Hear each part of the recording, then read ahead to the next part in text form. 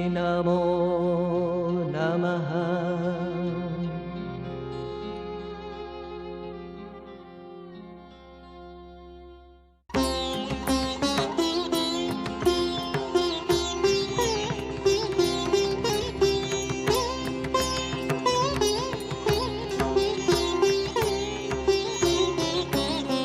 देवीं प्रसन्ना प्रणतार्तिहन्त्री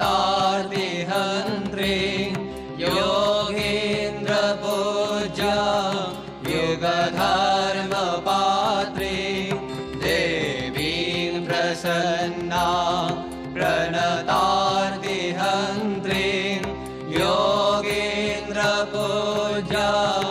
युगधर्मपात्री। तां शारदां भक्तिविज्ञानदात्री। तां शारदां भक्तिविज्ञानदात्री। दयास्वरूप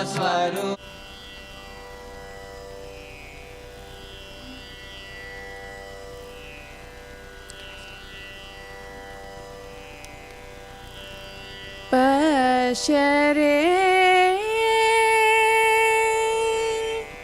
पश्यरे मन प्रोज्वल ज्योतिं घनतिमिर भवनिवारण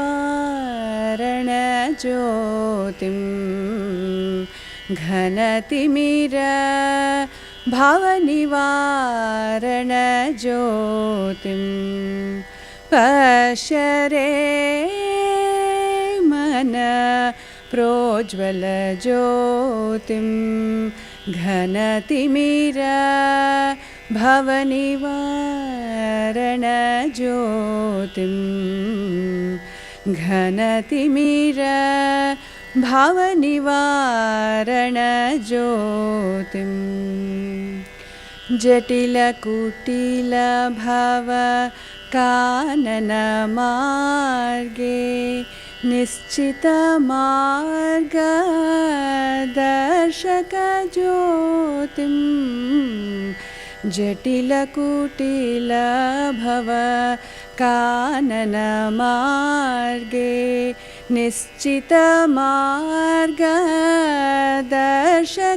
ज्योतिम् अरुणगिरि शिखरे प्रकर ज्योतिम् अरुणगिरि शिखरे प्रकर ज्योतिं मम हृदये चिद्घन ज्योतिं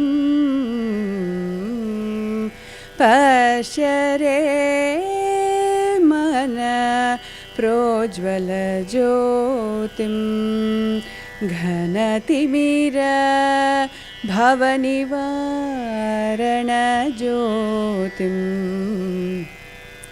घनतिमिर भवनिवारण ज्योतिं प्रथम गुरु श्री दक्षिण ज्योतिं प्रदक्षिण कुरु मन विवेक ज्योतिं प्रथम गुरु श्री दक्षिण ज्योतिं प्रदक्षिण कुरु मन विवेक ज्योतिं नाम रूप रहित केवल ज्योतिं नाम रूप रहित केवल ज्योतिं कालदेश विदुर दहरं ज्योतिं पश्यरे मन प्रोज्वल ज्योतिं घनतिमिर भवनिवारण ज्योतिं घनतिमिर भावनिवारणज्योतिं घनतिमिर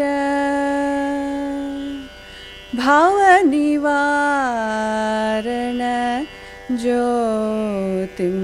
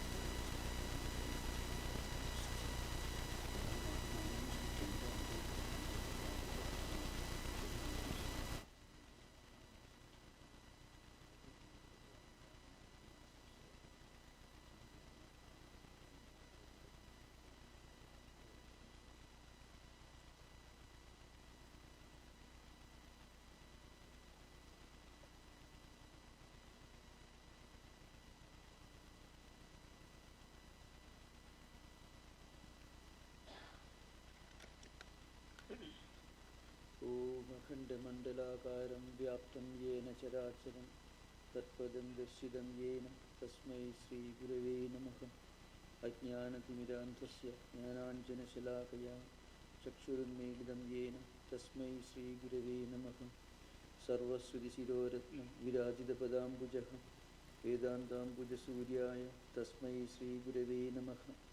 चिन्मयं व्यापिदं सर्वं त्रैलोक्यं सचराचरं तत्पदं दर्शितं येन तस्मै श्रीगुरवे नमः। चैतन्यं शाश्वतं शान्तं व्योमातीतं निरञ्जनं बिन्दुनादकलातीतं तस्मै श्रीगुरवे नमः। अनेकजन्मसम्प्राप्तकर्मेन्धनविदाहिनी आत्मज्ञानाग्निदानेन तस्मै श्रीगुरवे नमः। मन्नाथ श्रीजगन्नाथो मद्गुरु श्रीजगद्गुरु मदात्मा सर्वभूतात्मा तस्मै श्रीगुरवे नमः।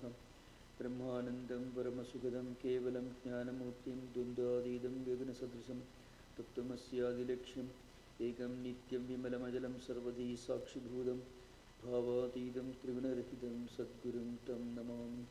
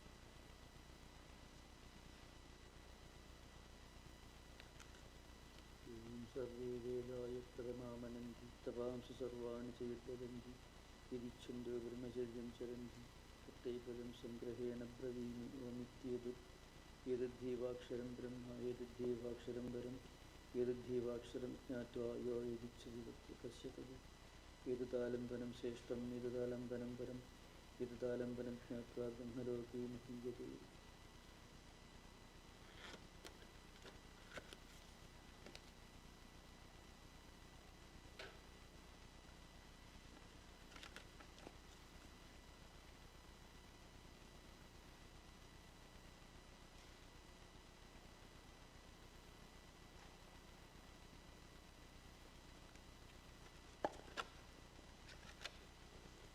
ഹൃദയകമലമധ്യേരാജിതം നിർവികൽപ്പം സദസദഖിലവേദാതീതമേകസ്വരൂപം പ്രകൃതിവികൃതിശൂന്യം നിത്യമാനന്ദമൂർത്തിം വിമലപരമഹംസം രാമകൃഷ്ണം ഭജാമഹ. നിരുപമമതിസൂക്ഷ്മം നിഷ്പ്രപഞ്ചം നിരീഹം ഗഗനസദൃശമീശം സർവഭൂതാധിവാസം ത്രിഗുണരഹിതസച്ചിദ്ബ്രഹ്മരൂപം വരേണ്യം വിമലപരഹംസം രാമകൃഷ്ണം ഭജാമഹ. ഇതരിതും അവതീർണം ജ്ഞാനഭക്തിപ്രശാന്തീः പ്രണയഗളിതചിത്തം ജീവദുഃഖാസഹിഷ്ണും ധൃതസഹജസമാധിം ചിന്മയം കോമളാംഗം വിമലപരമഹംസം രാമകൃഷ്ണം ഭജാമഹ. ഇതരിതുമവതീർണം ജ്ഞാനഭക്തിപ്രശാന്തി പ്രണയഗളിതചിത്തം ജീവദുഃഖാസഹിഷ്ണും ഹൃദയകമലമധ്യേരാജിതം.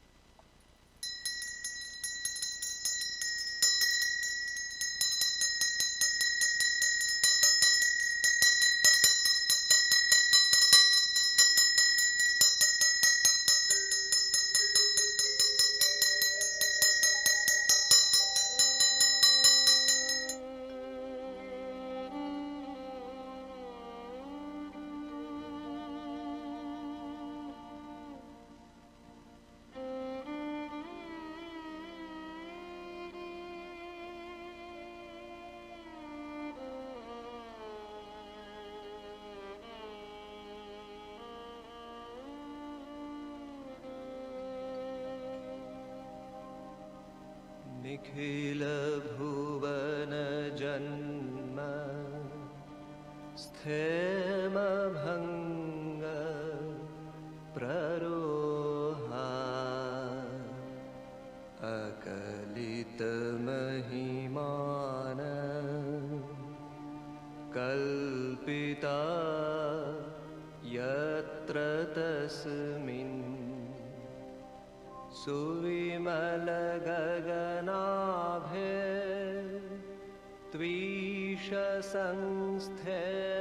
त्वीशसंस्थेप्यनीशे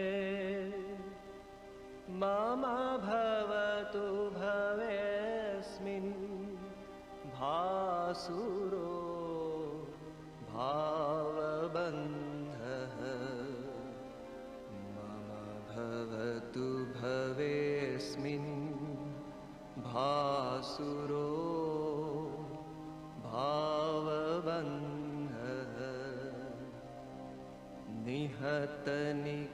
निहतनिखिलमोहे धीशता यत्र रूढा प्रकटितपरप्रेम्णा यो महादेवसङ्गः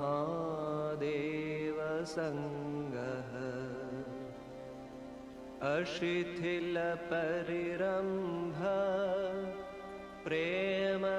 प्रेमरूपस्य यस्य हृदि प्रणयति विश्वं व्याजमात्रं विभुत्वं हृदि प्रणयति विश्वं व्याजमात्रं विभुत्वम्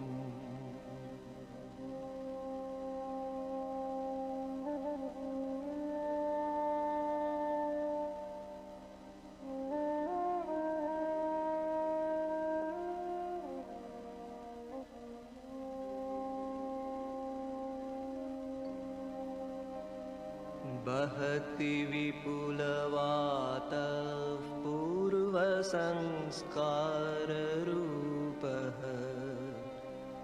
विदलति वलवृन्दं घूर्णिदेवोर्मिमाला प्रचलति खलु युग्मम्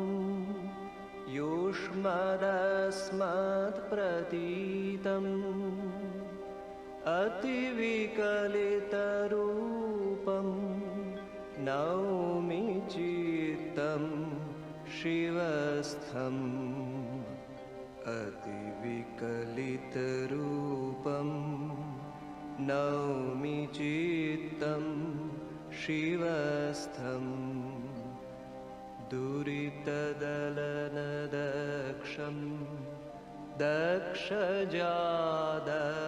दक्षजादत्तदोषं कलितकलिकलङ्कं काम्रकल्हारकान्तं परहितकरणाय प्राणप्रच्छेदप्रीतम् नतनयननियुक्तं नीलकण्ठं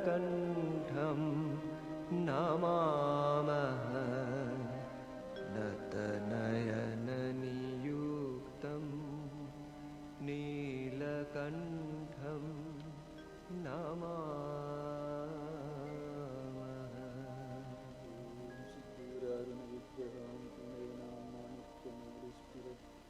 नारायणशेखरां स्मितमुखीं पाणिभ्यां मणिपूर्णरत्नचषकं रक्तोत्कलं बिभ्रतीं सौम्यां रत्नघटस्थरक्तचरणां ध्यायेत्परामन्तिजां ध्यायेत्पद्मासनस्थां विकसितवदनां पद्मपत्रायदाक्षीं हेमाभ्वां पीतवस्त्रां करकलिविलसत् हेमपद्माम्बराङ्कीं सर्वालङ्कारयुक्तां सततमभेदां भक्तनम्रां भवानीं श्रीविद्यां शान्तमूर्तिं सकलसुरनुदां सर्वसम्पत्प्रदात्रीं देव्यायया तदमिदं जगदात्मशक्त्या निशेषदेवगणशक्तिसमूहमूर्त्या तामम्बिकाम् अखिलदेवमवश्यपूज्यां भक्त्या नुदास्मविदधातु शुभानिशानि यस्या प्रभावमधुरं भगवाननन्दो ब्रह्माहरश्च न हि वक्तुबलं बलं च सा चण्डिका किल जगत्परिपालनाय नाशाय चाचुपयस्य मदिं करोति या श्रीस्वयं सुकृतिनां भवनेषु अलक्ष्मीपापात्मनां कृतधियां हृदेषु बुद्धि श्रद्धा सुधां कुलजनप्रभवस्य लज्जा तां त्वां नता स्म परिपालय देवि विश्वं या मुक्तिहेतुरविचिन्त्य महाव्रतात्वम् अभ्यस्यसे सूर्येन्द्रियतत्त्वसारैः मोक्षार्थिभिर्मुनिभिरस्तसमस्तदोषैः विद्यासि सा भगवती परमापि माया निमेधासि देवि विदिता किल शास्त्रसारा दुर्गासि दुर्गभवसागरणविरसङ्गा श्रीकैडभारि हृदयैकदाधिवासा गौरी त्वमेव शशिमौलिकृतप्रतिष्ठा देवी प्रसीद परमा भवती भवाय सद्यो विनाशयसि कोपवती कुलानि विज्ञातमेतद् अधुनैव यतस्तमेतत् नीदं बलं सुविपुलं महिषासुरस्य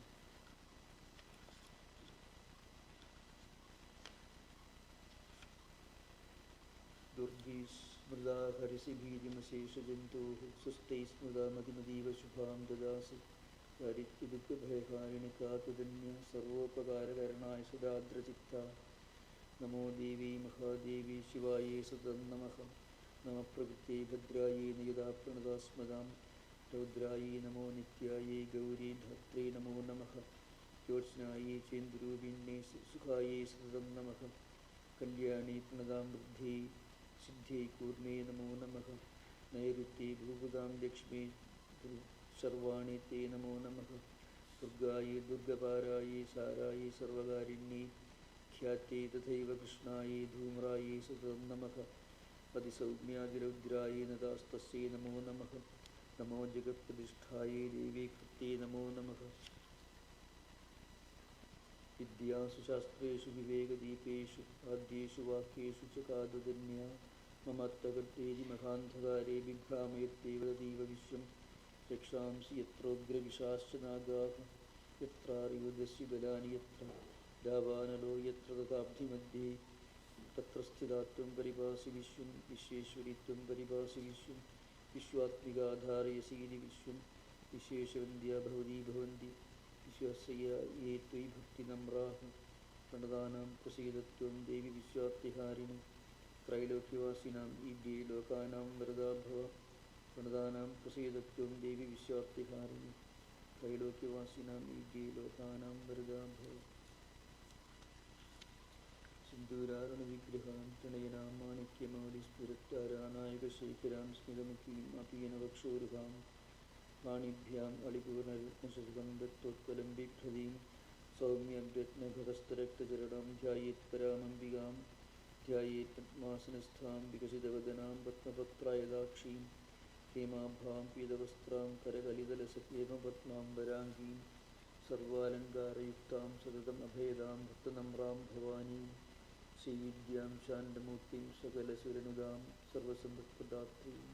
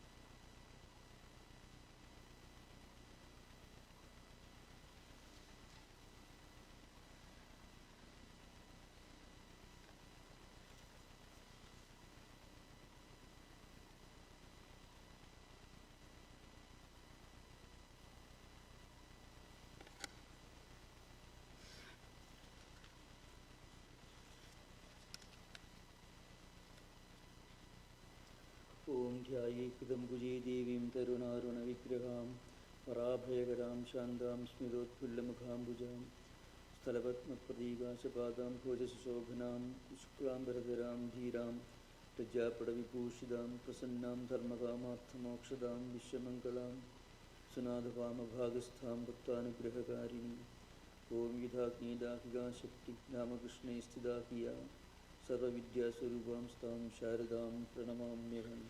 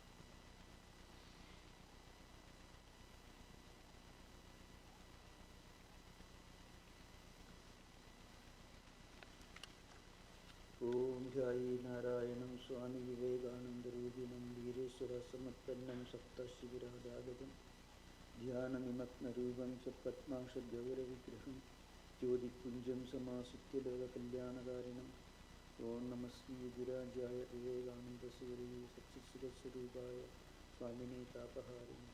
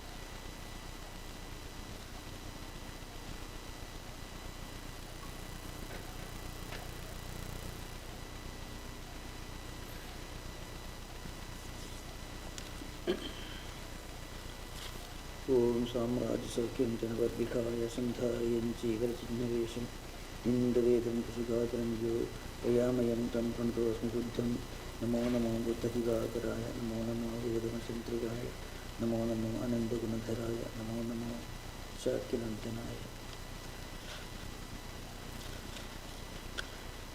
मधुरसरलवाक्यैरीचितत्त्वं प्रकाशपुरुषगतपतिशो विशुद्धपरिशेषोऽपीशपुत्रवन्तोयः तमतिशयपवित्रं नैर्गुण्योगजन्तं परमप्रणमकुण्डीं नाथं भजामः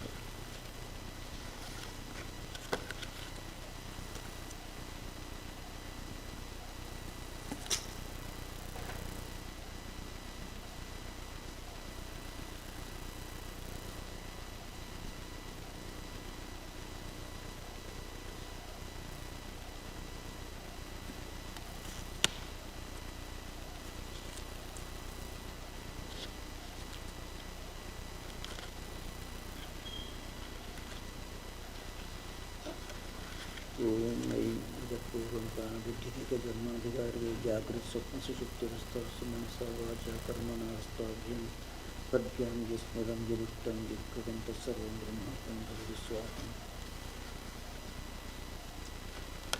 ओम पूर्णमदः पूर्णमिदं पूर्णात् पूर्णमुदच्यते पूर्णस्य पूर्णमादाय पूर्णमेवावशिष्यते ओम शान्ति शान्ति शान्तिः वेदां पुण्डरीकाक्ष सर्वज्ञेश्वरो भव तस्मिन् दुष्टे जगत्तुष्टं वेदान्तं जगत्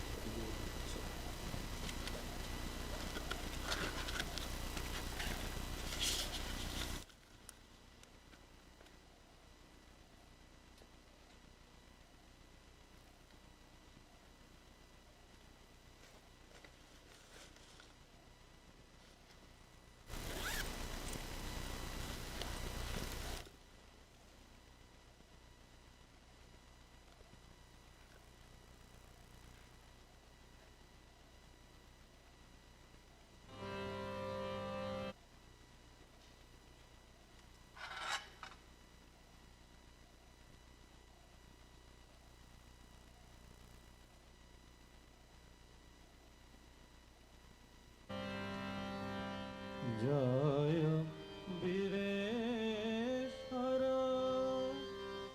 বিবেক ভাস্কর জয় জয় শ্রী বিবেকানন্দ জয় বীরেশ্বর বিবেক ভাস্কর জয় জয় শ্রী বিবেকানন্দ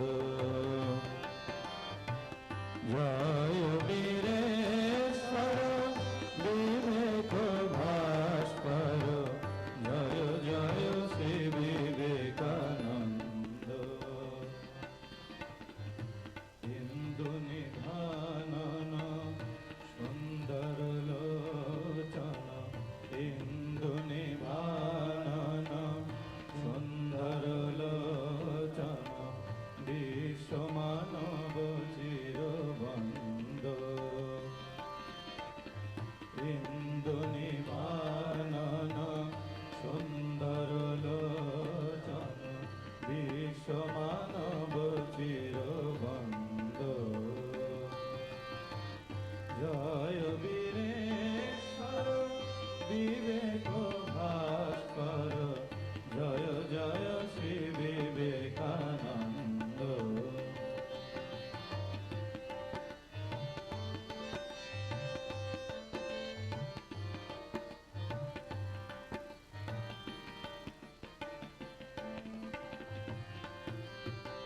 প্রেম ঢল ঢল কান্তি সুবিমল অধিগত বেদ বেদান্ত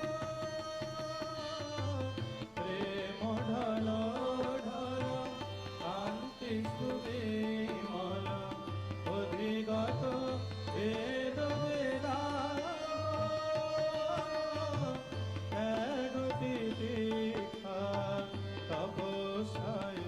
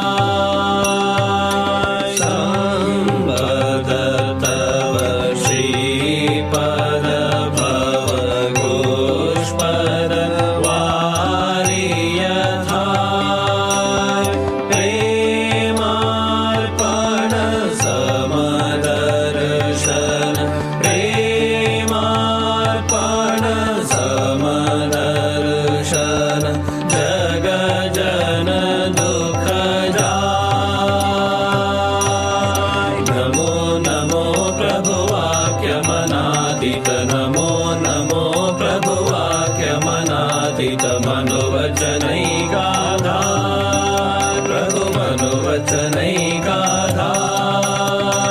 ज्योतिर्ज्योति उज्जल हृदि कंदर ज्योतिर्ज्योति उज्जल हृदि कंदर तुमि तम भंजनहार प्रभु तुमि तम भंजनहार नमो नमो प्रभु वाक्यमनादित नमो नमो प्रभु वाक्यमनादित मनोवचनैकाधार प्रभु मनोवचनैकाधार ज्योतिर्ज्योति उज्जल हृदि कंदर ज्योतिर्ज्योति उज्जल हृदि कंदर तुमि तम भंजनहार प्रभु तुमि तम भंजनहार धिधि लंग रंग भंग बाजे अंग संग मृदंग धिधि लंग रंग भंग बाजे अंग संग मृदंग गायचे छंद भक्त वृंद आरती तुम्हार गायचे छंद भक्त वृंद आरती तुम्हार जय जय आरती तुम्हार हर हर आरती तुम्हार शिव शिव आरती तुम्हार खंडन भव बंधन जगवंदन वंदे तुम्हार जय श्री गुरु महाराज जी की जय।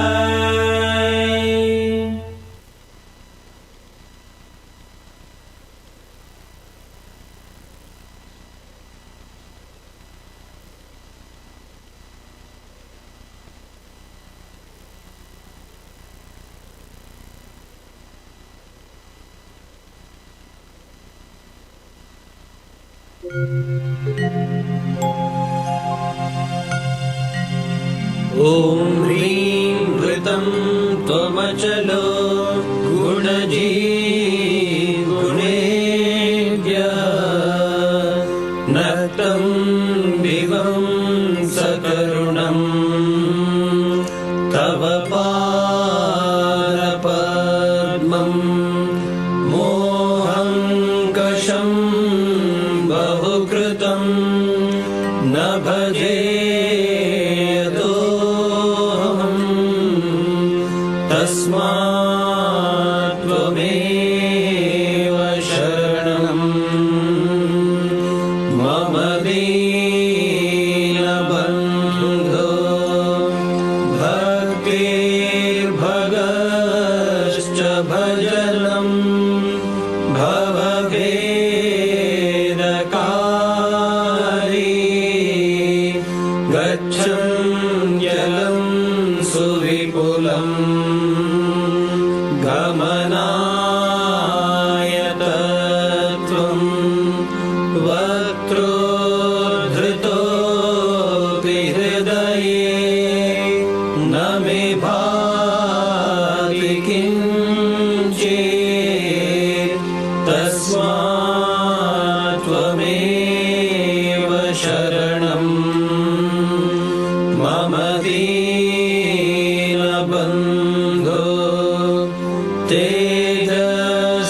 तेजस्तरन्ति तरसा त्वयि तृप्ततृष्णा रागे कृते ऋतपथे त्वयि रामकृष्णे मर्त्यामृतं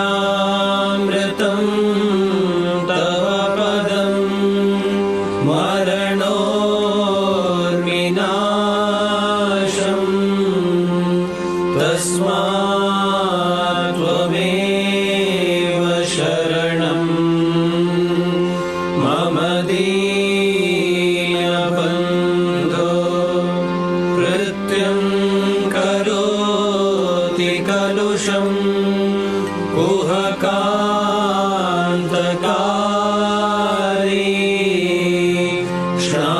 शान्तं शिवं सुविमलम् तव नामनाथ यस्मादहं त्वशरणो जगदेकगम्या तस्माद्त्वमेव शरणं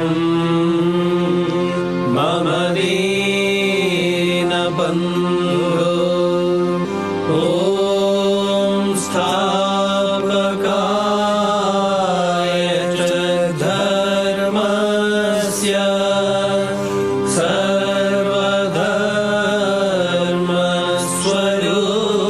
सर्वधर्मस्वरूपिणे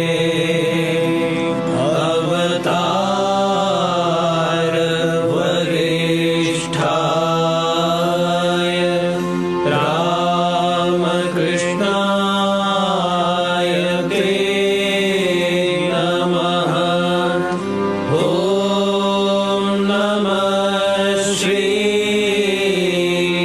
भगवते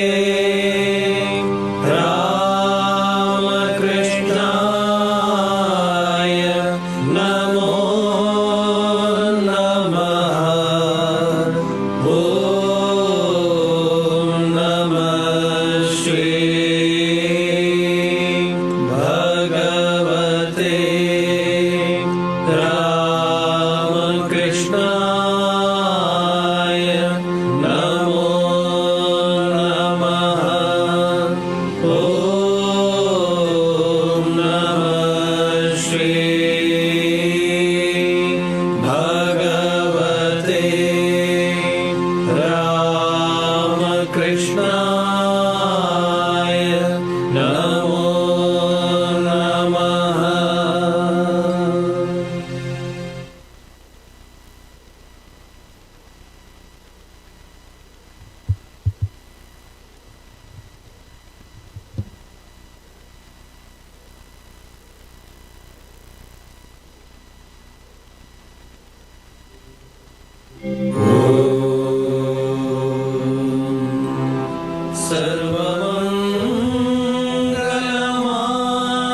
सर्वमङ्गलमाङ्गल्ये शिवे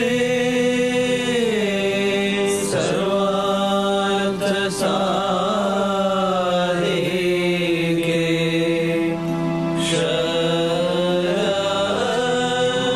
शरण्ये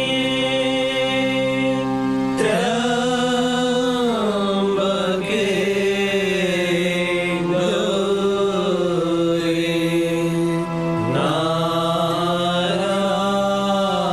नारायणी नमोऽस्तुते सृष्टि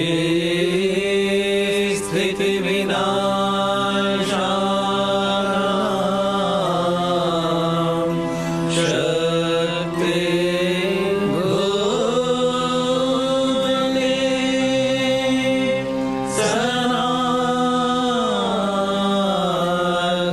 सनातनी गुणाश्रये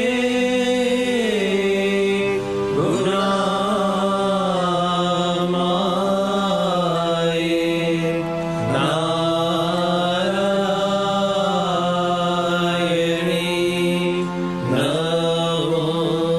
नमोऽस्तुते शरणागत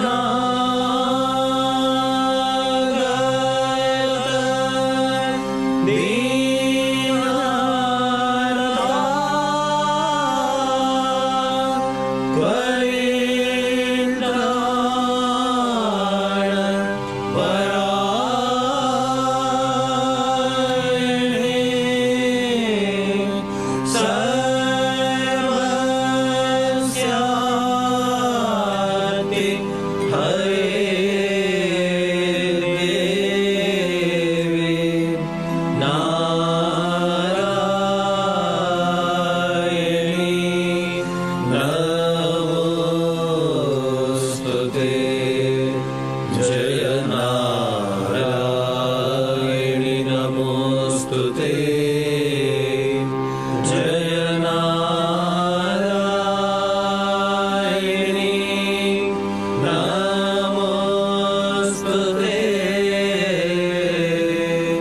जय नारायणी नमोस्तुते जय नारायणी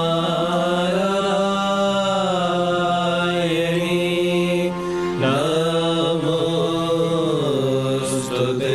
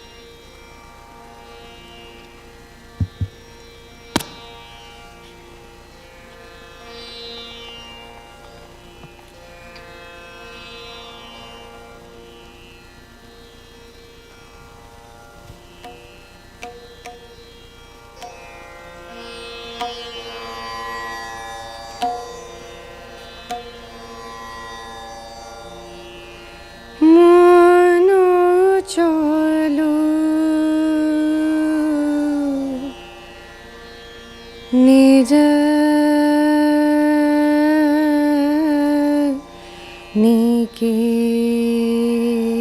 নিকেতনে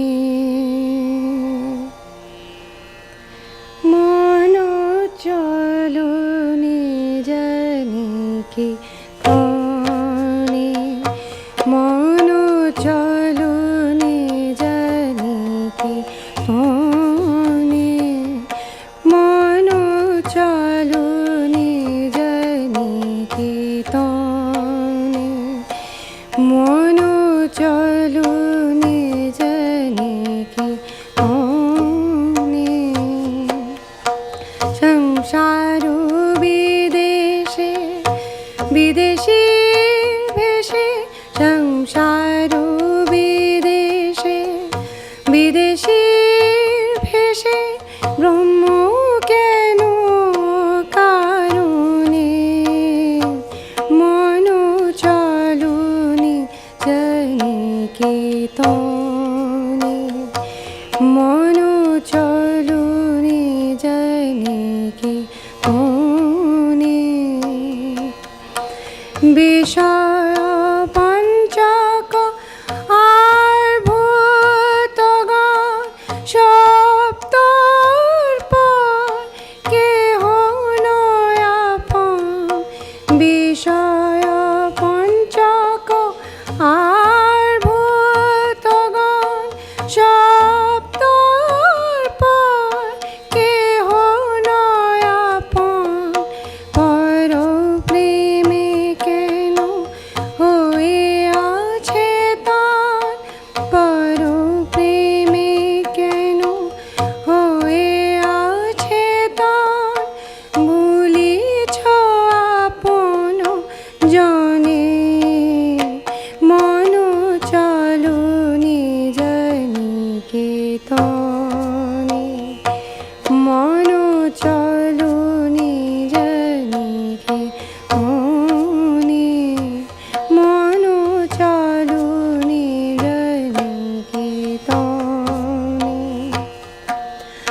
সত্য পথে মন করো আরোহণ প্রেমের আলো জালি চলো অনুক্ষণ সত্য পথে মন করো আরোহণ প্রেমের আলো জালি চলো অনুক্ষণ সঙ্গীতে সম্ভার রাখো পুণ্য ধার গোপনে অতি যতনে লোভ মোহ আদি পথে দর্শগণ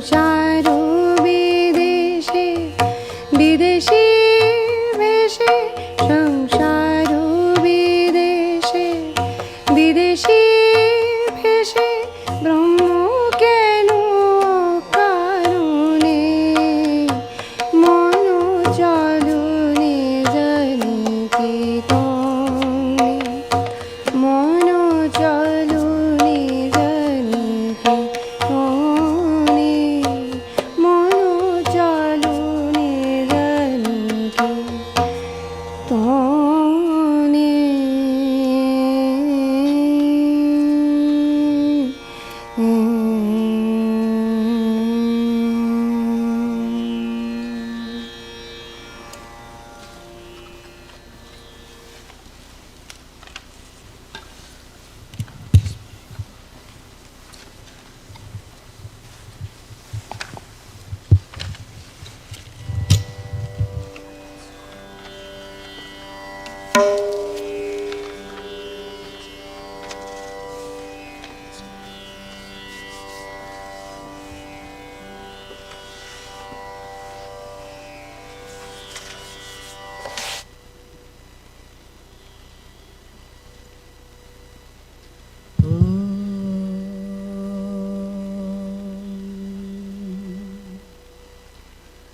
জয় বিবেকানন্দ,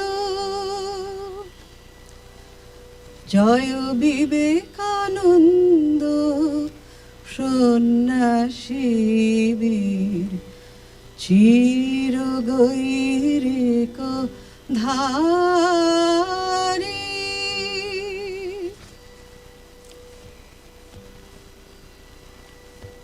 জয় বিবেকানন্দ,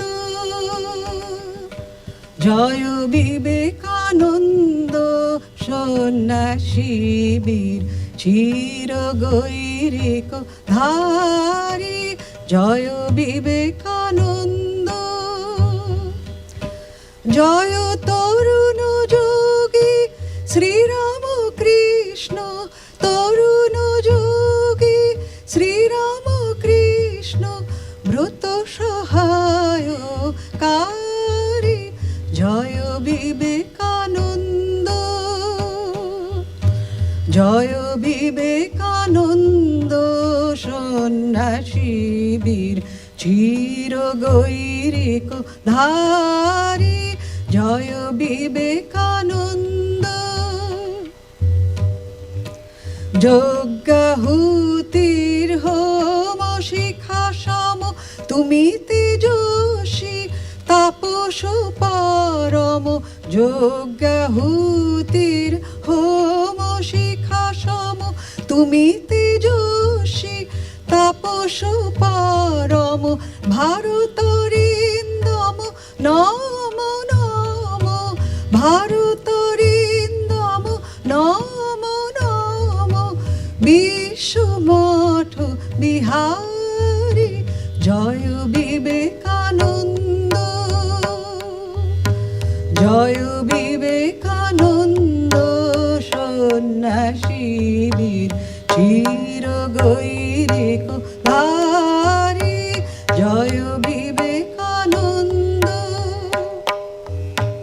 মদ গর্বিত বল ঘোর পীর দেশে, মহাভারতের বাণী শোনায় ঘুচালে শোনায়।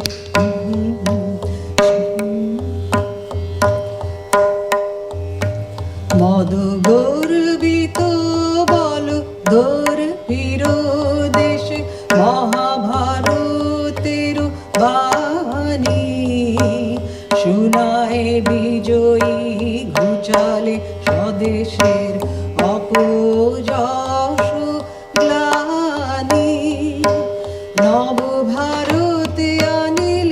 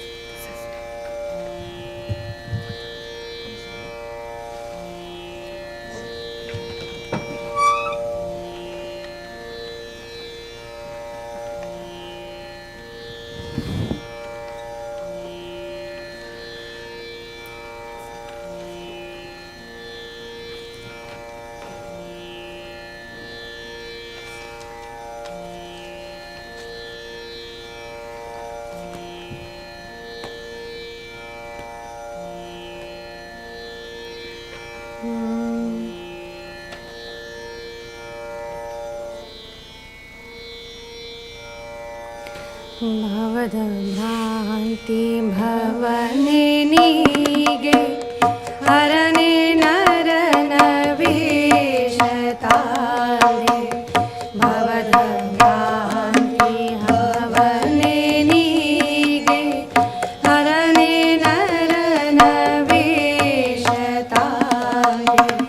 ಕವಿದ ಭ್ರಮೆಯ ಕತ್ತಲಲಿಸಿ ಕವಿದ ಭ್ರಮೆಯ ಕತ್ತಲಲಿಸಿ ದಿವ್ಯ ಜ್ಞಾನ ಪ್ರಮೇಯ ತೋಡೆ ಕವಿದ ಭ್ರಮೆಯ ಕತ್ತಲಲಿಸಿ ದಿವ್ಯ ಜ್ಞಾನ ಪ್ರಮೇಯ ತೋಡೆ ಶಾಂತಿ ಕಾಂತಿ ನೀಡಿದೆ ಸತ್ಯ ಜ್ಞಾನ ತಪೋನಿಧಿಯೇ ವೀರ್ಯ ಧೈರ್ಯ ತ್ಯಾಗಗನಿಯೇ ಸತ್ಯ ಜ್ಞಾನ ತಪೋನಿಧಿಯೇ ವೀರ್ಯ ಧೈರ್ಯ ತ್ಯಾಗಗನಿಯೇ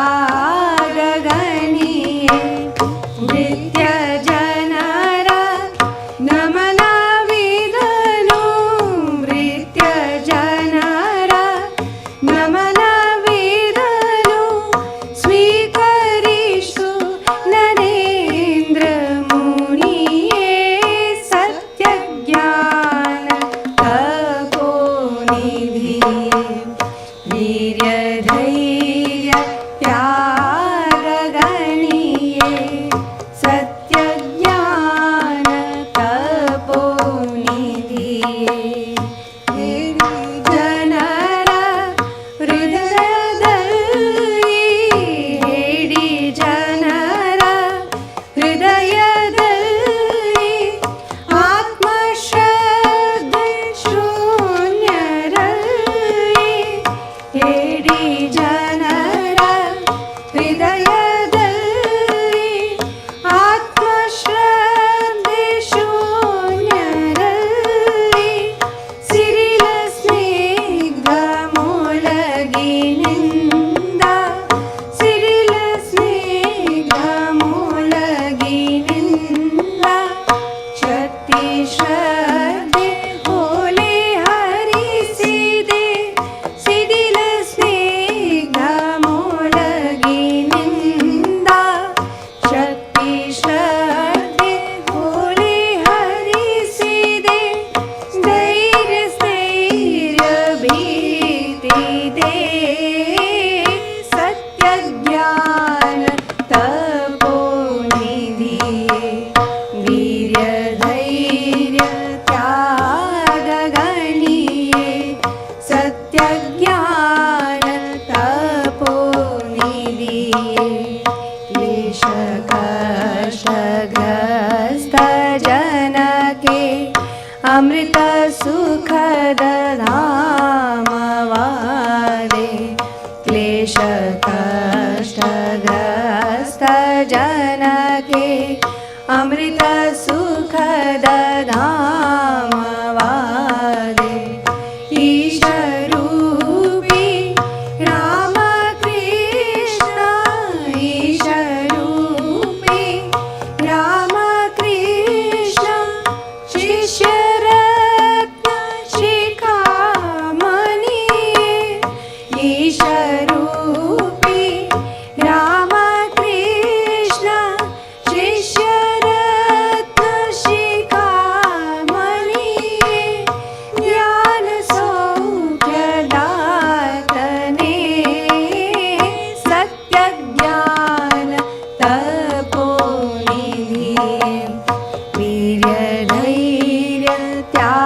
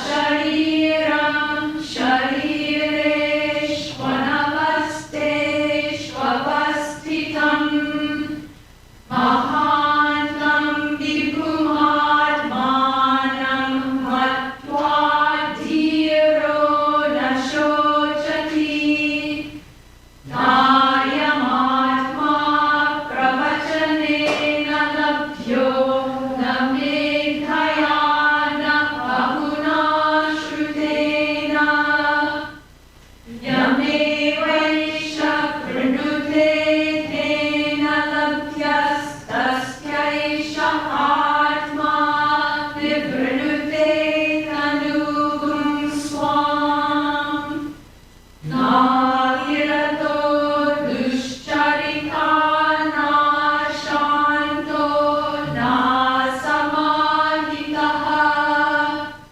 na shantamanaso bhakti prajnanenainamapnuyat Yasya brahma chakshatram cha ubhe bhavataho tanaha Mrityur yasyopasechanam ka ittha vedayatra saha Om Shanti Shanti Shanti Hari Om Tat Sat. This is a translation of our Sanskrit chant, which is selections from the Katha Upanishad, chapter 2. Nachiketa said, "Tell me of that which is beyond righteousness and unrighteousness, beyond cause and effect, beyond past and future time." Yama, the king of death, said, "I will tell you of that goal which all the scriptures proclaim, which all austerities aim at, desiring which men lead a life of self-control. In a word, it is Om. This Om is indeed Brahman. This indeed is the highest. Whoever knows this imperishable one obtains whatever he desires. This is the best support. This is the highest support. Whoever realizes this is adored in the highest heaven. The knowing self is not born, nor does it die. It does not arise from anything, nor does anything rise from it. Uncaused, eternal, everlasting, that ancient one is not destroyed when the body is destroyed.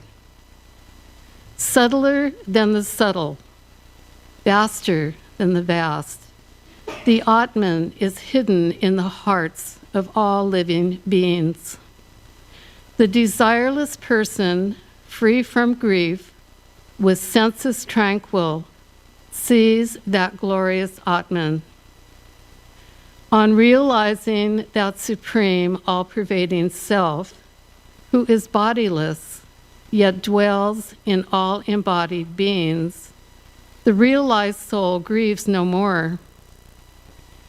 The self cannot be attained by the study of scriptures, nor by intelligence, nor by scholarship. The self is obtained by the one it chooses. The self reveals its own form. Self-realization cannot be had by the unrestrained or wicked person, nor even by one whose mind is restless.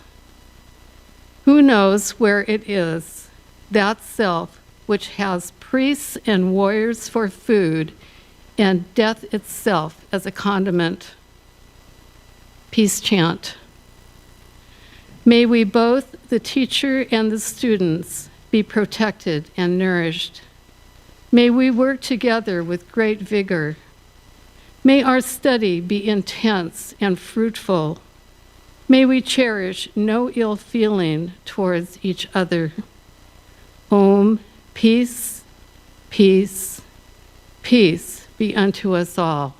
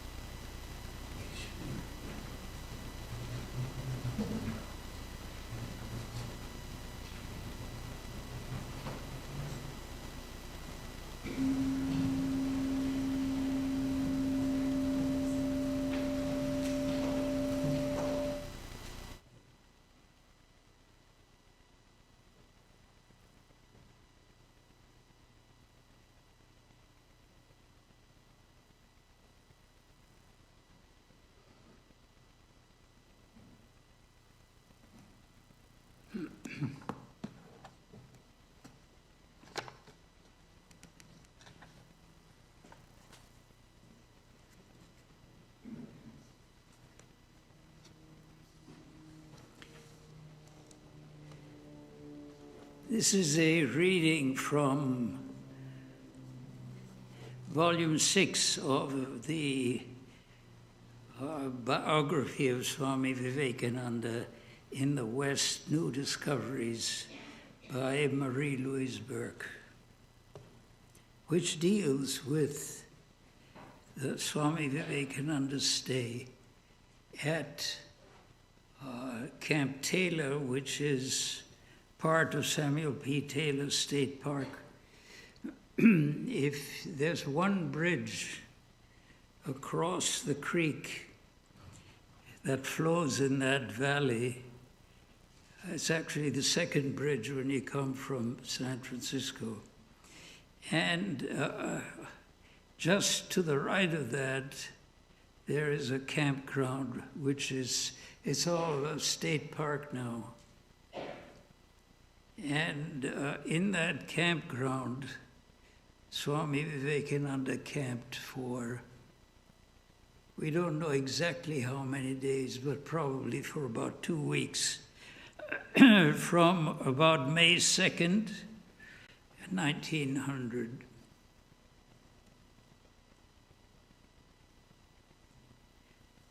This is from the Swami Vivekananda, West New Discoveries.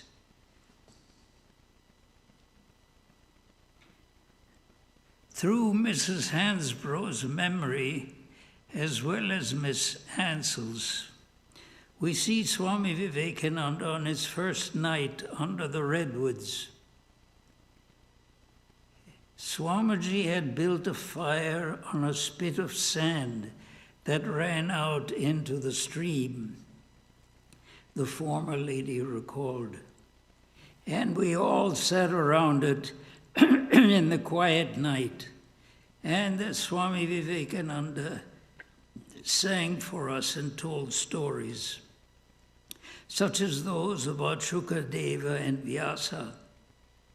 I close my eyes, Ida Ansel adds, and see him standing there in the soft blackness with sparks from the blazing log fire flying through it and a day-old moon above. In her original unpublished memoirs, Miss Ansel recalled a passage that differs a little from this published version. And she says, we had a glorious meditation around the campfire. Swami Vivekananda said to us, you may meditate on whatever you wish, but I shall meditate on the heart of a lion. That gives strength. It was a never-to-be-forgotten night. The profound stillness of the forest, the beauty of the fire, and most of all, the Swami, serene and majestic, evidently very happy to be there, free from lectures and free from crowds of people. Though he was tired and needed a rest, how unutterably grand he was. Quote from him, "We end life in the forest as we begin it," he declared. "But what a world of experience lies between the two states." End of quote. The lady continues, "I cannot remember the details of what he said, but I can still feel the great peace and power of our meditation that night whenever I think of it." End of quote. Someone else remembered a few more details of what Swami Vivekananda had said that first night, and later he told these details to Guru Dasa, one of our early Swamis, who in turn quoted them in his article, which was entitled Swami Vivekananda's Mission to the West. "Now," Swamiji said, "imagine that you are yogis living in the Indian forest. Forget your cities, forget everything. Think only of God. See," he said, pointing to the stream flowing nearby, "here is Mother Ganga." And they lighted the dhuni fire and sat around it, and he taught them how to meditate and how to do the repetition of God's name, how to make japa. And facing the stream, Swamiji would shout, "Hara Hara Bom Bom, Hara Hara Bom Bom," until that sound vibrated in every mind and the world was forgotten, and the soul soared into regions unknown before. The next day there was a trace of rain, and the day following that, which was Friday, May 4th, which of course means that May 2nd every year is a special holy day, an informal holy day for us when some of us try to visit that camp spot, which is now called Irving Picnic Area in Samuel Taylor State Park.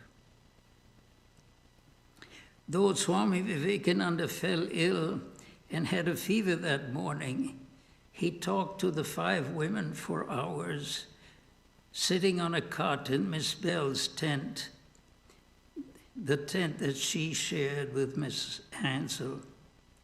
That night the rain continued, and Swami Vivekananda's fever worsened. He became very ill, so ill that he made a will, which was neither his first nor his last, but a will in which Miss Ansell said he left everything to his brother monks. Mrs. Hansbrough and Mrs. Aspinall nursed him. I can see Mrs. Hansbrough now, Miss Ansell wrote in her first memoirs, heedless of the pouring rain, putting some extra protection over his tent, which was almost opposite our tent. Mrs. Hansbrough probably had as little sleep that night as Swami Vivekananda himself. The rain had driven her from a bed under the trees into Mrs. Aspinall's tent, which was not, it turned out, a watertight shelter. Mrs. Aspinall, she related, had some printed mottos, such as the Home of Truth, often put up in their buildings. She had pinned some of these to the sloping roof of the tent. Of course, wherever the pins were, the tent leaked. And that night I found water was dripping steadily on my forehead from a note that said, "Love alone never faileth." That was perhaps the worst night the campers spent. Within a day or two, Swami Vivekananda recovered and we do not hear of his being again seriously ill at the camp. One cannot, however, say much for the weather. It was too early in the year for consistent sun and warmth. It rained once again on Thursday, May 10th, and was often cloudy. On the other hand, it was often clear, and during the day, the temperature was almost always in the 60s. The moon in its bright fortnight, a crescent when Swamiji arrived and full before he left, was a presence every night, sometimes known only by a veiled glow, sometimes threading through islands of clouds, but often sailing free in an open sky. In 1900, this camp in the forest was not without neighbors. A number of wooden buildings associated with a tanning mill stood among apple trees and rose bushes on a stretch of level ground across the road. There was also a large general merchandise and grocery store for the convenience of the workmen, and a rose-covered cottage rented to a certain person, who, as it turns out, was a friend of one of the campers. But these buildings were not visible from the camp, and whatever sounds may have come from them would have been absorbed by the intervening woods. The days that Swami Vivekananda were there were serene and still, and there was very little travel on that country road. Later in the summer, bicyclers would pedal past on their way to picnic grounds at Camp Taylor, but in early May the traffic was sparse, even on weekends, and almost non-existent during the week. As for the railroad, the little train, it is true, would roar past practically on top of the campers, the railway embankment rising a mere 10 feet or so above the level of the tents. So close, Eloise Rohrbach remembered, that the train shook us. It made an awful racket. But as a rule, this fuming, snorting beast did not bear down upon the camp more than several times a day, twice from the south, twice from the north. And for all its uproar, it left behind only the fragrant smoke of burning fuel wood. Life at the camp settled into a simple routine. Swami Vivekananda, as we learned from Mrs. Rohrbach, was generally up with the sun, which rose around 5 o'clock in the morning. My tent was close enough to his, she said, so I could hear him chanting in the early morning. He would chant by the hour. Sometimes it was very low. I would sneak out and walk down toward the kitchen so I could hear him better. What he chanted was always again and again, "Truth is one, sages call it by various names." Perhaps this was indeed, this is end of quote, perhaps this was indeed what this lady heard. But it would seem more likely that in the still, pristine day, as the sun rose through the trees, Swamiji would have chanted from various Sanskrit scriptures and hymns in that language of the gods of which she understood, she said, not a word. A little later, the others rose and perhaps dipped into the stream.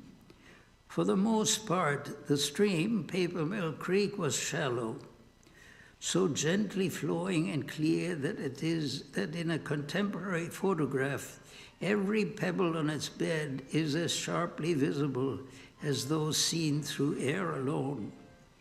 But here and there were deep pools, one of which Mrs. Hansbrough recalled was near the camp. There was a delightful pool, she said, in the stream for bathing, which all of us used except Swamiji, who found the water to be too cold. But he would have braved that cold if necessary, and at least once he thought that it might be. I remember, Ansel related, that once Mrs. Hansbrough went walking in the creek. She was a daredevil, I say. I was walking on the bank holding her hand. Swamiji was on the other side, just ready to plunge in if anything happened to her. He was concerned about her and said to me, "That's a very gingerly hold." We would usually have breakfast sometime between 7:30 and 8, Mrs. Hansbrough said. And for this, they gathered in the morning in the dining kitchen area. The campers' meal-taking was not always unobserved. Miss Ansel tells of an Native American boy who was doing some work in the vicinity and who one morning stood watching as they ate. Later, Swamiji talked to him, and the boy, who had not been offered any coffee, made the comment, "Black man like coffee, white man like coffee, red man like coffee." This amused Swamiji very much, Miss Ansel wrote. He requested that the boy be given some coffee, and all the afternoon he kept repeating the boy's remark and laughing heartily. At about 10 or 10:30, Mrs. Hansbrough recalled Swami Vivekananda would hold a meditation, which generally took place in Miss Bell's tent, as she had requested. Mrs. Hansbrough said very little more about these morning occasions, and we learned from Mrs. Allen, in whom she confided, that she disapproved of them. Mrs. Hansbrough thought Swamiji himself should rest, as he had done so much lecturing, and should not be asked to talk or meditate with the students.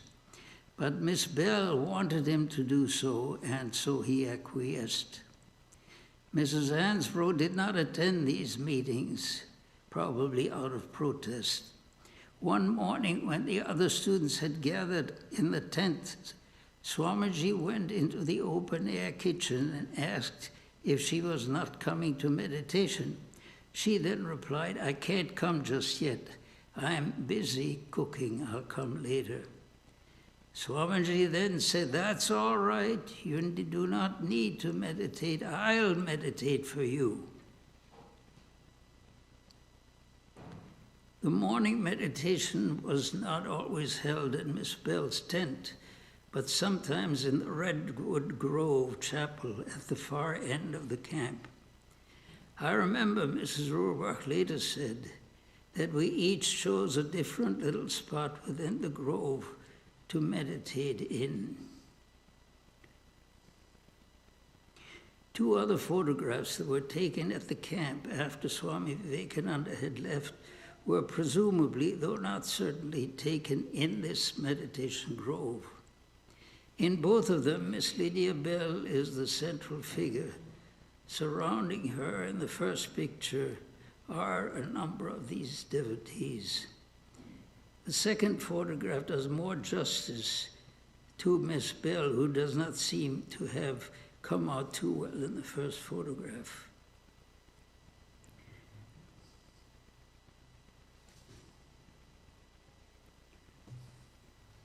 We learn a few details of Swami Vivekananda's morning talks from Miss Hansel's memoirs.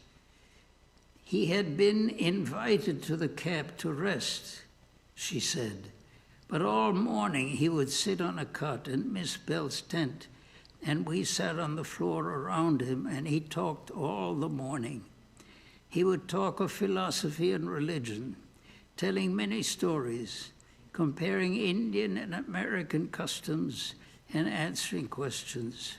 He told of his hopes for a better understanding between the East and the West and their mutual benefit thereby. He told of his love for Thomas à Kempis and how he had traveled all over India with two books, the Bhagavad Gita and Thomas à Kempis's Imitation of Christ. He often said, "Everything is one." Divine Mother is in everything.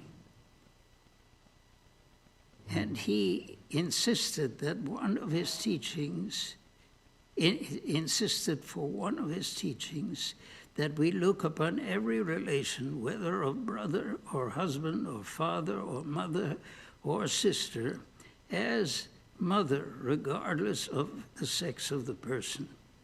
We were to tell ourselves that everything we saw was mother.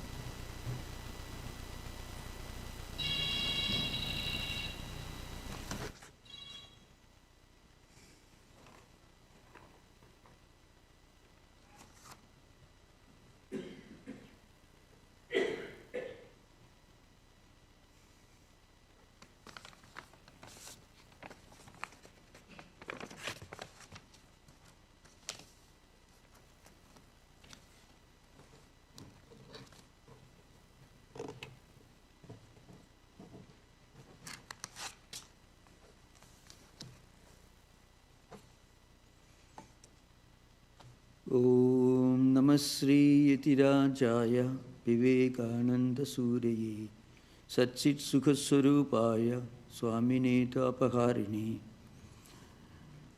Most of you who have been to our Olima retreat in West Marine may recollect reading the pages from Swami Vivekananda New Discoveries, where Swami Vedanta was reading. Almost 5 miles away from the wooded forest where Swami Vivekananda spent 15 days meditating, teaching, and preaching in the year 1900. 5 miles away from there is a retreat. Swamiji may not have anticipated that 5 miles away from the place where he meditated and taught for 15 days in 1900, there will emerge the largest retreat center of the Ramakrishna order. So those of you who have not visited Olima retreats, you can go there. On the way you find this place where Vivekananda came, accompanied by some American devotees, spent 15 days meditating, teaching, and inspiring devotees. Now I'm going to discuss something about how it all started. Vivekananda came to this country in the year 1893. And when he came, he was not holding any letter of recommendation. He did not represent any specific organization or an institution. He was only informally a delegate representing Hinduism. And when he finished his lecture, which in his printed form is less than 2 pages, 1.5 pages, that lecture must have lasted maybe around 7 or 8 minutes. That was the beginning of this new movement, which came to be known as Vedanta Societies of America. It's called the Chicago Address, 1893, September 11. I shall explain a few very important features of this lecture and why it became a milestone, the beginning of a new era in interfaith relationship. I shall try to explain this.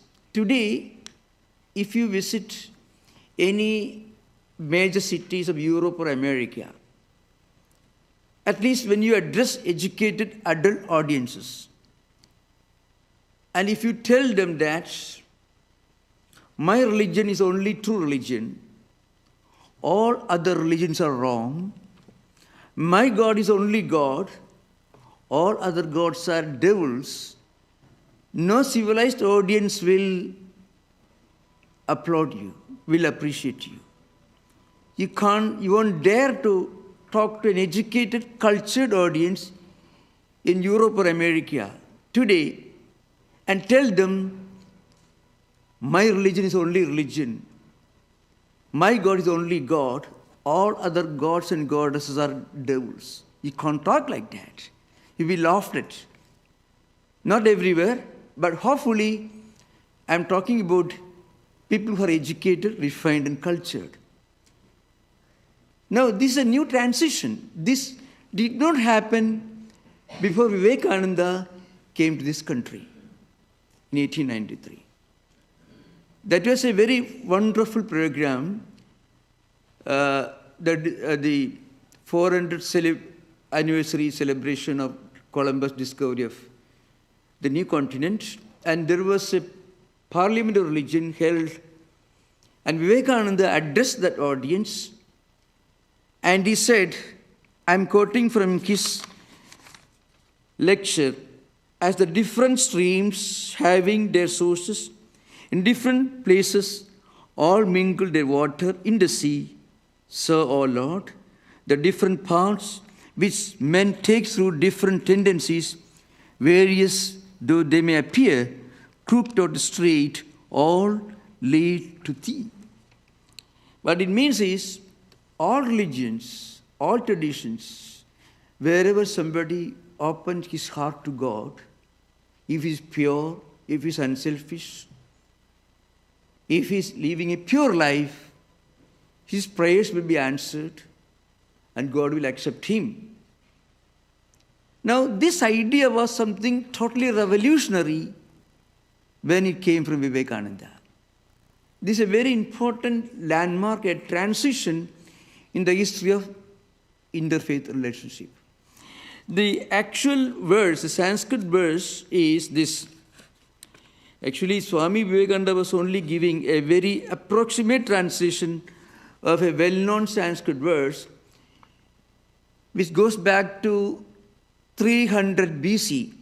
Trayi Sankhim Yoga Pasubadimadam Vaishnavamidi Prabhinne Prasthane Paramidamada Pathimidicha Ruchinam Vaichitriad Rijukudilanana Pasajusham Nranam Ego Gamis Tomasi Payasam Arnavaiva Shiva Mahimna Stotram, 3rd or 4th century BC. Now remember, in 1893, while addressing the most wonderful, august assembly of people belonging to different religious traditions, Vivekananda was giving a literal translation of this verse, which goes back to 3rd century BC. The essence of the verse is this: whatever may be the path you follow, whatever may be the tradition you follow, if you are pure in your heart, and if you pray to God, He will listen to you, He will answer your prayers. Now, this is one important message that Vivekananda gave. That's why all these Americans who had never seen maybe a non-white person, who had never seen anybody from Asian continent, they met this Swami who was eating a different kind of food, dressed differently, talked with a different accent, was totally different from them.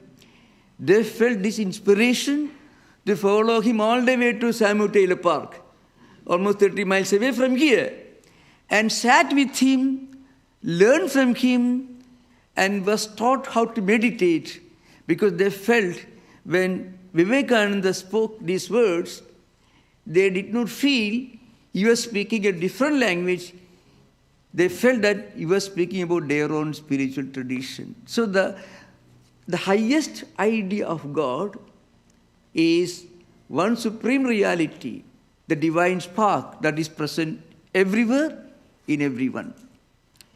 So this talk began with the well-known words which you may be familiar with, Sisters and Brothers of America. Now, if you read some of the greatest talks and lectures, Benjamin Disraeli, Gladstone, William Pitt in the 19th century, or going back Demosthenes and Cicero and others in early days, Greek and Latin tradition, or even coming back nearer home, or the great Gettysburg speech or the second inaugural address of Abraham Lincoln, now you find many of these addresses were drafted, studied, modified, edited. But Vivekananda had not made any preparation. That is something very interesting. Many of us do not remember this. Vivekananda never even imagined that he was going to make a speech in Chicago. He was sitting there in the platform, along with many other learned Christian and non-Christian dignitaries, cardinals, archbishops, great evangelical scholars, including some great thinkers from India. Vivekananda was not the only speaker from India. There were Mr. Gandhi, not Mahatma Gandhi, another Gandhi, who represented Jainism. There was a Buddhist who originally from India, but who came from Sri Lanka. They were all sharing the same platform. And they were all learned people. They had given hundreds of lectures before coming to Chicago. Vivekananda had not addressed a single big audience before coming to Chicago. And he was trying to avoid, in fact, when the moderator called his name, the chairman called his name, he was trying to avoid, I will speak later, because he was a bit nervous. Stage fright, we may call it. Others were seasoned orators. Here is a man, a totally different alien person, who was not even supported by any Hindu organization. He was not officially sent as a delegate of any organization in India. And he began to speak almost 7-8 minutes. And that speech became the classic. And if you read the 2 volumes of Dr. Barrows, who was the chairman of the Parliament of Religions, he has published 2 huge volumes, which the I think the President of the United States gifted to Indian Prime Minister who visited this country, I think about 12 years ago at the time of Barack Obama. The Indian Prime Minister was gifted a copy of 2 volumes, the Proceedings of Parliament of Religion, 1893. And in that book you find Dr. Barrows, who was the chairman of the Parliament of Religion, he writes, when Vivekananda concluded, he became a celebrity. That's not just because of the oratory, and he was not a seasoned orator per se. But the point of the great truths that he proclaimed in that speech, the great spiritual truths, the great universal spiritual truths that he articulated in that speech made him the greatest name, and he still remembered. Vivekananda's name is included among the most celebrated visitors to the United States. There's a book published among the most celebrated visitors to the United States from 1784 to our own times. Another part of his lecture, this I'm quoting here, he's quoting Gita, Bhagavad Gita. Whosoever comes to me through whatsoever form, I reach him. All men are struggling through paths which in the end lead to me. The same idea. Ye yathamam prabhadyente tam sadaiva bhajameham mama vatma anuvartande manushya partha sarvasya. There is another one. The same idea. People who are pure, who turn their face to God with humility and with a pure heart, whatever may be the tradition, the faith system, whatever may be, their ideas, the culture, the language they represent. I listen to their prayers and I answer their prayers. Another important aspect of Vivekananda's lecture that is very important from the standpoint of what we now call interfaith relationship. There is a very well-known statement at the very beginning. I will read Swami Vivekananda's lecture. My thanks also to some of the speakers on this platform who, referring to the delegates from the Orient, have told you that these men from far-off nations may well claim the honor of bearing to different lands the idea of toleration. I am proud to belong to a religion which has taught the world both tolerance and universal acceptance. We believe not only in universal toleration, but we accept all religions as true. I am proud to belong to a nation which has sheltered the persecuted and the refugees of all religions and all nations of the earth. I am proud to tell you that we have gathered in our bosom the purest remnant of the Israelites, the Jews, who came to southern India and took refuge with us in the very year in which the holy temple was shattered to pieces by Roman tyranny. I'm proud to belong to the religion, this Hinduism, which has sheltered and is still fostering the remnant of the grand Zoroastrian religion. I will quote to you, brethren, a few lines from a hymn which I remember to have repeated from my childhood, etc. There are a few more things that's from world history. You know, Vivekananda will go on explaining this. For the first point, he says, we are proud to belong to a nation which has fostered the purest remnants of the Israelites. When the temple was destroyed by Roman tyranny, Swamiji is referring to the fall of the Masada in 71 AD, when the Roman army and the 10th Legion, to be specific, completely destroyed the Masada, the last stand of the Jewish nation, where almost 1,800 defenders fell dead. And that is the beginning of the scattering of the Jewish diaspora all over the world. And it continued till 1948-49, the creation of Israel nation. Swamiji says, there were 3 Jewish migrations to India. One was at the time of King Solomon, that is about 9th or 10th century BC. So you have to remember, 9th or 10th century BC, at the time of King Solomon, he used to come to India for sandalwood. That is the first migration.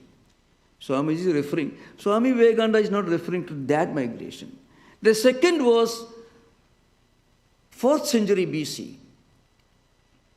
The third migration that Swamiji refers to is just after the fall of the Masada in 71 AD, when the third migration of Jews came to India. And the fourth one, historically speaking, Swamiji doesn't refer to this, is at the time of Spanish Inquisition, that is in 15th century, 1480, around that time. If you are interested, you can see in Brothers of Karamazov, there is a Grand Inquisitor, and refers to this, which I am not going to refer to right now. This is one part of history. The second part of the migration, Swamiji is talking about the migration, the Parsis, the Zoroastrians, who are the original inhabitants of what we now call Iran, which used to be called Persia. They had a wonderful religious tradition, Zoroastrian religious tradition. They were worshipping fire. Their priests, accompanied by a large number of Zoroastrians, came to India in the Saurashtra coast, in the western part of India. And the chief priest came, the local king came to the seashore and asked the priest, "You can stay here." And he handed over to him a number of villages. Then the king asked him a question. Well, we are giving you shelter, we are giving you refuge, we are giving you all this. What will you give us in return? Then the Zoroastrian priest asked the king, could you bring a small vessel full of milk? It was brought. Then the priest requested, could you bring some sugar? He put the sugar in the milk and he stirred. This is what we are going to do for you. That means we will enrich, sweeten your culture and tradition. You find the greatest industrialists of India today they are the descendants of those Zoroastrian priests who came in the 7th century AD to the west coast of India. The story is not over. Christianity came to India at a time when Roman emperors were throwing the early Christians to hungry lions in the cages, where lions were making wonderful, tasty breakfast of the early Christians in ancient Rome. At that time, in 64 AD, St. Thomas, one of the disciples, doubting Thomas, came to India. And he was the one who actually brought Christianity to India. It goes back to 1st century, that is 64 AD. The churches that belong to 1st century still exist in the southwest part of India. Swamiji is referring to that. His head was full of, he had filled himself with all historical information. He doesn't refer to all this information. Another point you may not remember, many of you do not know, the second oldest Muslim masjid is in Kerala. All these 3 places are in Kerala. They are even called Chairman Masjid, 625 AD. So why I'm referring to all this, Swami Vivekananda is talking about the religion that he called the mother of all religions, that accepted, respected, and not just tolerated, but accepted and respected, honored all religious traditions, all people from all over the world who came to India and who found India as a compassionate mother. That's why Vivekananda gives a very wonderful statement. He says, I've told you that these men from far-off nations may well claim the honor of bearing to different lands the idea of toleration. And I'm proud to belong to a religion which has taught the world both tolerance and universal acceptance. So it was these great ideas that inspired these 6,000 people who assembled in the Columbus Hall in 1893, who accepted Vivekananda as an inspiration, as a source of inspiration. So when Swami Vedanta was reading, the story of almost 15 or 16 American devotees who accompanied Vivekananda, who stayed in Campus Taylor Park, 15 days almost, meditated, studied, and taught. And all this happened because they found in him a representative of a tradition that accepted all traditions, all people, all ideas, all faith systems as one, and which considered all religious traditions as different paths leading the same goal. Swami Vivekananda was chanting loudly the mantra that Vedanta was reading, Ekam Sad Vipra Bhagudha Vadanti. He used to chant to himself, loudly he used to chant, Ekam Sad Vipra Bhagudha Vadanti. Means truth is one, sages call it by different names. The reality is one, God is one. Different parts, different interpretations, different vocabularies, different languages, but the reality is one. There's a universal teachings of Vedanta. So now our next item is we have flower offerings. So I will try to explain how this will happen. Our ushers, devotees, volunteers, they will give each of you one flower. And please remain seated.